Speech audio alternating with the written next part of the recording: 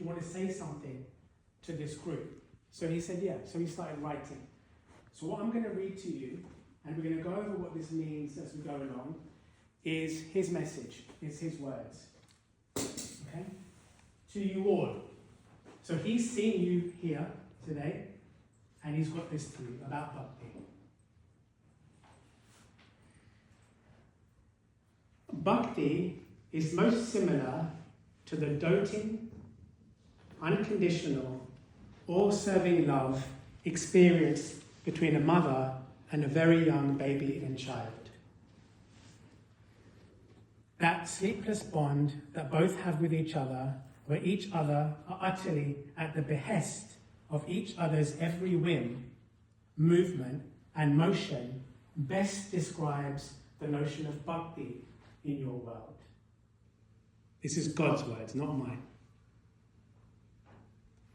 Where in each other's eyes lies hope, salvation, health, healing, joy, and faith, and where no other desire can interrupt, that best explains the love exchange between myself and my devotees.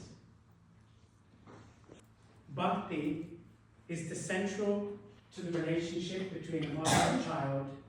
It is the only reason why the relationship holds through intense trials, exhaustion, and even anger and flashes of frustration.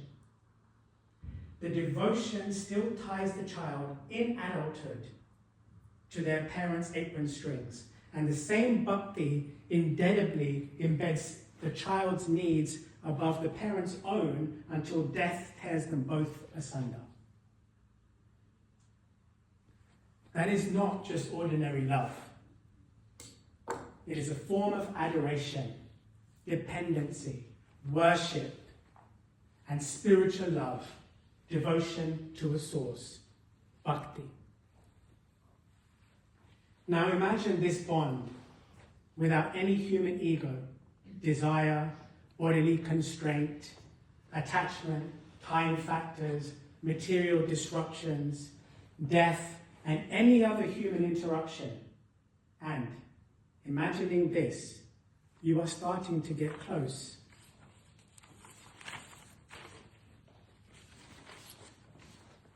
To the connection between you and I on the spiritual plane. Bhakti is just pure, unbroken devotion. Irrespective of what the child does, the mother will always forgive them in time. That is because of Bhakti. Irrespective of how long her son wanders the corners of the globe without calling her, the mother will not stop staring at her phone until it becomes a clinical problem. And when he calls, her devotion to him abates her anger in seconds. That's Bhakti.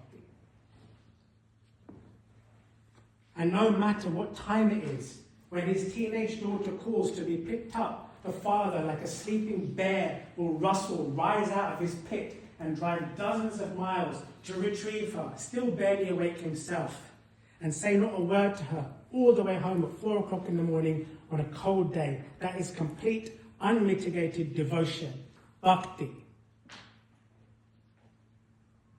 I endlessly whisper poems to all of you.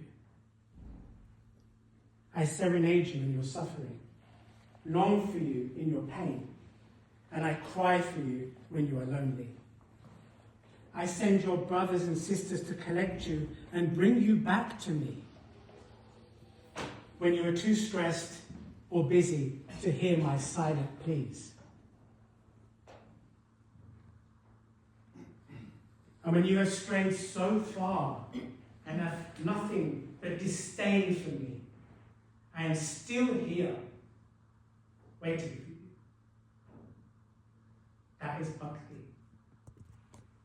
A two-way street.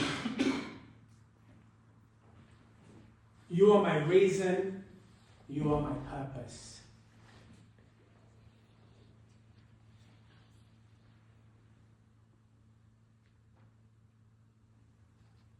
You are the missing piece in my heart.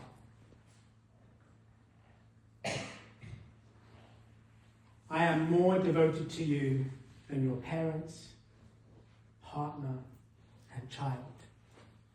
Not through any fault of theirs, but because I am an omnipresent and omniscient being. I am always peering longingly for you through your heart, through the flowers, through the wind, the sun, and the animals who look at you. I am waiting, watching over you like your parents did when you slept that first night that they brought you into their home. You may never have been told this, but I am a piece of you, and you are a piece of me. We are the same force.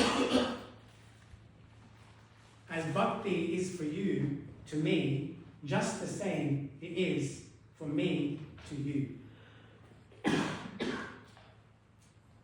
I sing for you in the birds, I twinkle for you in the stars, and I long for you in the deep, dark night sky. All you need to do is learn how to feel bhakti for me, or continue and improve it. Through the yoga, union of the soul and the spirit, Atman and Brahma, the devotee and divinity is complete. The result of this union of yoga is samadhi, ecstasy, truth endowing, all-satisfying oneness with all that is. With bhakti, all religious vows are satisfied in one action. Without it, I am still happy with your adherence and your prayers, but I cannot feel you. I still love you, but I can't feel you.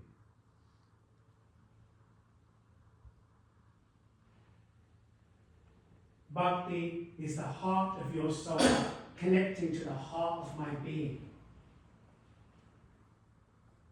At such time, the doors of heaven fling open at the knocking of your heart's knuckles.